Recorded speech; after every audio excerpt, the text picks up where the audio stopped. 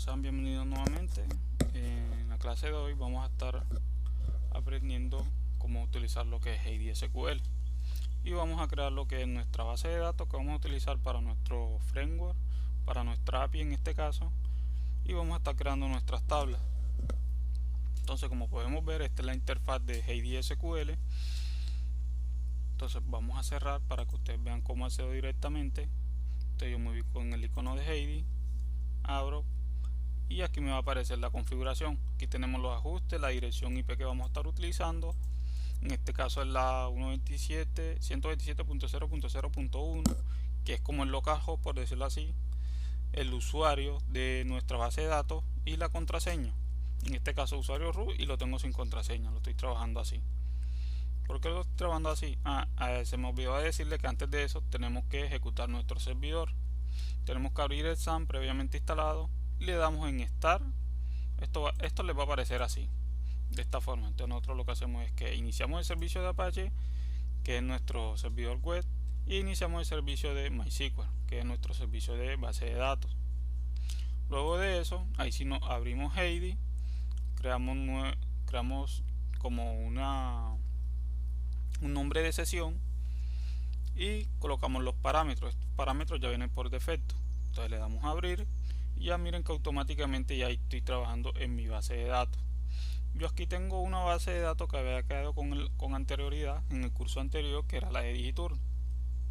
Entonces, como vamos a estar trabajando con una API diferente, vamos a crear una nueva base de datos.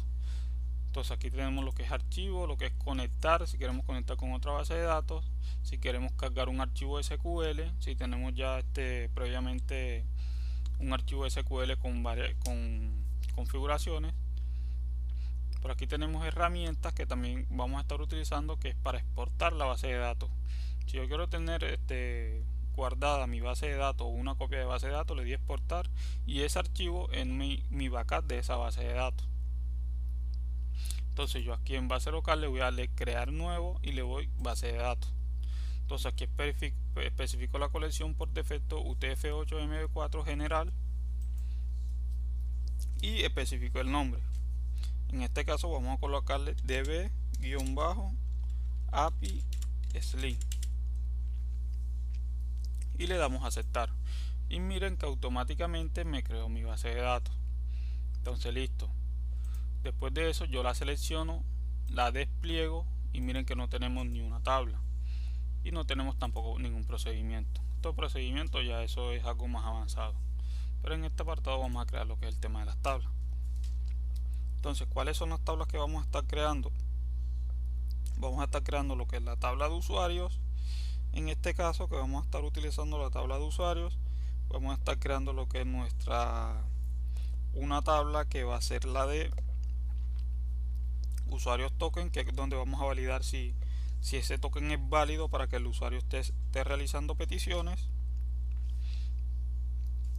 Y vamos a estar trabajando también con una tabla de departamentos y una tabla de municipios. Entonces, primero que todo vamos a crear lo que es nuestra tabla de usuarios. Entonces vamos a crear nuestra tabla de usuarios, le damos clic derecho, le damos crear nuevo y le damos crear tabla. En el nombre le especificamos lo que es el nombre de nuestra tabla. En este caso vamos a colocarle db-usuarios. ¿Dónde creo mis columnas? Después que yo creo mi nombre de la tabla, yo me voy aquí donde dice columnas y le doy donde dice agregar. Primero que todo vamos a crearle como va a ser un usuario, va a tener ese ID, va a ser un ID único que va a ser autoincrementable. ¿Cómo es autoincrementable? Que a medida que vayamos insertando usuarios, automáticamente se va a crear un ID único. Entonces, primero que todo vamos a colocarle ID usuario, le dejamos en tipo de datos, le decimos que es entero, vamos a especificarle que es autoincrementable y vamos a indicarle que esta va a ser nuestra llave primaria. ¿Por qué primaria? Porque tiene que ser única. Seguimos. Vamos a crearle también lo que es el tipo de documento, que nuestro usuario va a tener un tipo de documento. En este caso el tipo de datos va a ser varchar, lo buscamos varchar y aquí le indicamos en predeterminado, le decimos que va a ser que sea nulo. Bueno, después del tipo de documento creamos lo que es el número de documento, guión bajo documento.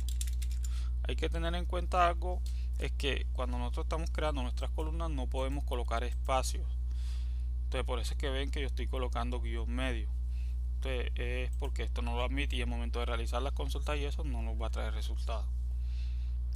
Entonces listo, tenemos el número de documento, vamos a colocar otra columna que es nombres, vamos a colocar otra columna que es apellidos, y miren que automáticamente yo voy creando mis columnas y como ya tengo una configuración previa me va dejando esta misma configuración, esa es la que vamos a ir dejando.